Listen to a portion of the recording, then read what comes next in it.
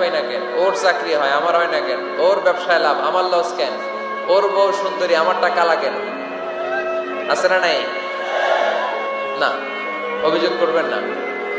আপনি যে অবস্থানে থেকে অখুশি, আপনি যেই অবস্থানে থেকে আল্লাহর কাছে অভিযোগ করতেছেন, আপনার এই অবস্থানে আসার জন্য অনেকে আল্লাহর কাছে দোয়া করতেছে, ঠিক কিনা? কিন্তু আপনি এই অবস্থানে খুশি না।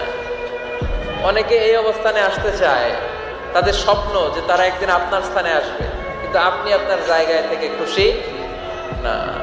এজন্য উনজুর ইলা মান হুয়া আসফালা মিনকা, তোমার চেয়ে যে খারাপ অবস্থায় আছে তার দিকে তাকাও, তাহলে তোমার মনের দুঃখ ঘুচিয়ে দিবে কে?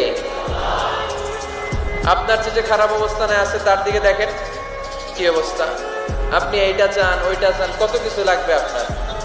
হসপিটালে যে দেখেন ক্যান্সারে আক্রান্ত রোগীদের কি অবস্থা দেখেন।